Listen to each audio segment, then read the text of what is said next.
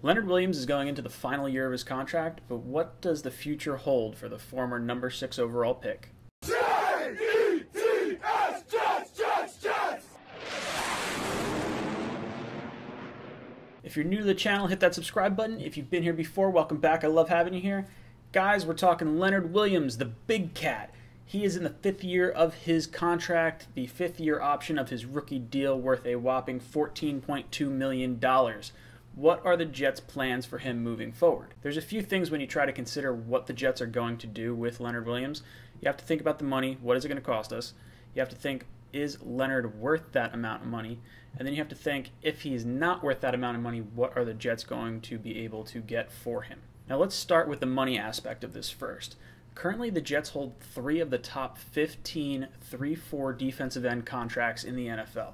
So obviously we have a lot of money allocated to this position. Outside of Leonard Williams, the Jets have Henry Anderson, who signed a 3-year, $25 million deal this past offseason, and we have Quinnen Williams, who we just took with the 3rd overall pick. Now when we tried to look forward into next offseason, where Leonard is going to be a free agent, what does the landscape kind of look like?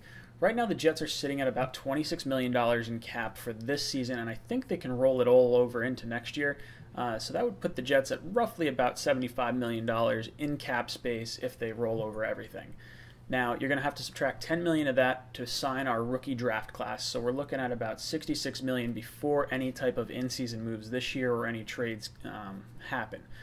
So for argument's sake, let's say there's some type of movement among the team and maybe we have about $50 million to play with in next offseason. The other thing we have to look at too is that Robbie Anderson, Kelvin Beachum, and Brandon Shell are all going to be free agents.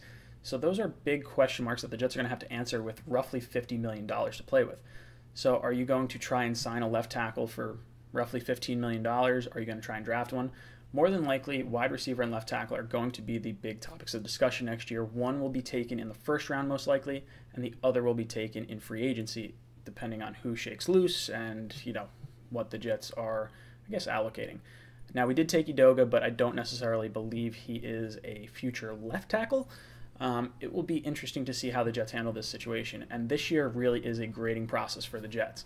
We're going to have to see how Shell recovers, how Beachum plays at his current age. He's not all that old. And then you're going to have to see how Robbie Anderson plays into this new offense. Is he going to try and command a ton of money? He's playing on the 2nd round tender right now. Now, the Jets have a few options moving forward. They can look to sign Leonard to a long-term deal, although I don't see Leonard Williams wanting to do that. I think he's going to force the Jets to pay him a lot of money, or he's going to test the free agency market. And there's no reason going into the final year of your deal, outside of maybe injury concerns, that you wouldn't want to test free agency. So I think we can throw out the long-term team-friendly deal option at this point. Now the Jets have 2 options at their disposal as far as tags go. The franchise tag takes the average of the top 5 players at their current position, and that's about $17 million as of last year. And a team would have to give up 2 first-round picks in order to get Leonard Williams away from us. Now, the Jets also have the transition tag, which is an average of the top 10 salaries, about $14 million this past year, and a team would be able to sign Leonard Williams, and the Jets would have the right of first refusal. So we would, in a sense, gauge where he is, while also paying him a top 10 average salary. Now, the issue with this is Aaron Donald just signed his monster contract, and next year in 2020 is due $25 million. So the average price of those franchise tags and the transition tags are going to dramatically increase.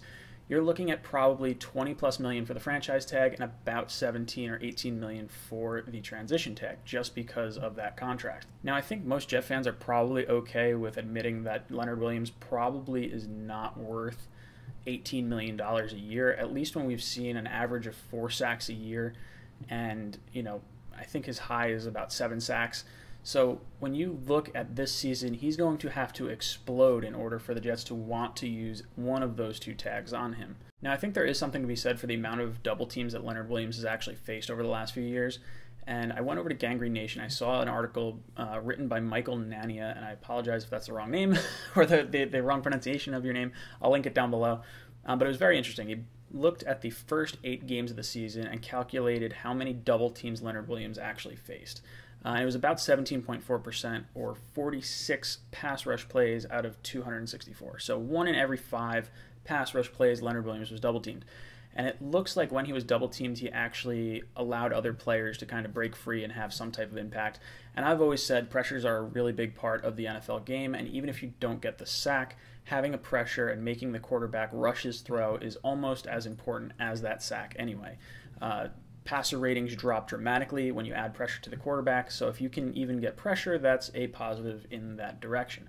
So even though Leonard Williams' sack totals don't really jive with the money he is set to make, or the money that he might try to command, there is some type of possible argument for it, I think. Now, to put that in perspective, that 17.4% would probably land Leonard Williams in about the 10 to 15 rank in terms of NFL.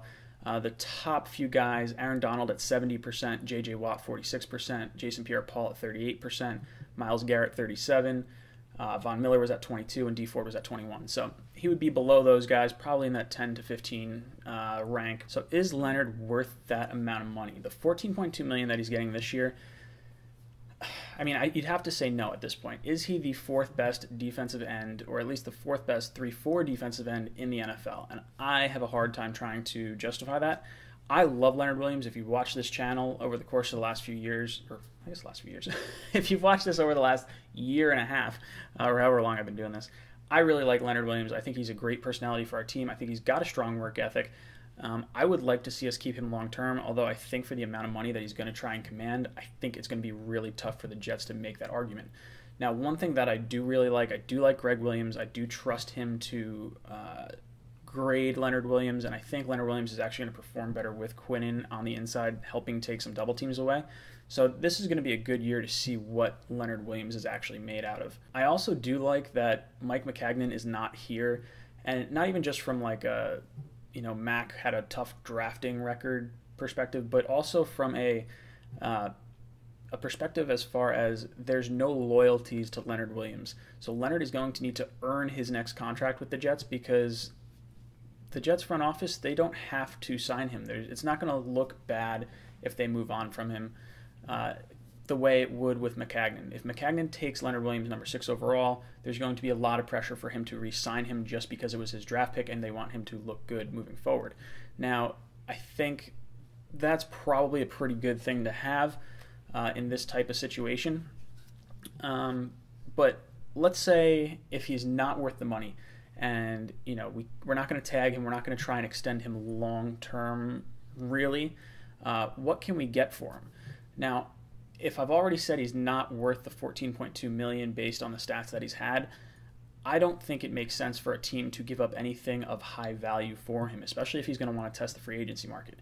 Now, that said, I don't see us getting a first-round pick for him. I don't see us really getting a second-round pick for him. And if we let him walk in free agency, there's a chance we could get a compensation pick. Now, the Jets have so much money, and we're going to buy so many free agents in next year's offseason that I think we'll probably wipe out the compensation pick that we would get. So I think maybe a third-round pick is probably the market for Leonard Williams. It might even be a fourth-round pick, to be honest, and that just doesn't sit well with me. I would prefer to keep Leonard Williams on this team, have Greg Williams, really drive this guy, try to see what you can get out of him. I think pairing him with with Quinnen Williams, and also having Mosley and Avery Williamson, just behind him, and Jachai Polite and all these guys, I think this defense is going to be really special, and I wouldn't want to move on from Leonard for such a low price. I think I would prefer to have him prove us wrong and wind up paying him a bunch of money. We do have the cushion that we gained from trading away Darren Lee. Since we aren't going to re-sign Darren Lee now that he's not on the team, we have one extra year of buffer before we have to sign, another big player, which would be Jamal Adams. So if we keep Leonard Williams for, call it a Band-Aid contract, maybe a 3-year extension, that means he's going to be off the books by the time Jamal Adams needs his big contract. I don't know how the Jets are going to handle this. I think there is a very strong case for not re-signing Leonard after this season, and that sort of bothers me because I really like Leonard. I think he's a really good personality for this team, and I think locker room-wise he's going to be really good for us. I don't know. I have a tough time with this because I think protecting Sam Darnold should be the most paramount thing. I think Quinnen Williams was brought on similarly to the way that Leonard was brought in when we had the whole Muhammad Wilkerson and Sheldon Richardson sort of situation going on. So I don't know if the Jets are really looking to hold on to Leo long term. Let me know what you guys think down below. What happens to Leonard Williams? Is he traded? Do we just let him walk in free agency? Do you want to keep him? Do you want to let him go? Let me know what you think down below. And as always, go Jets.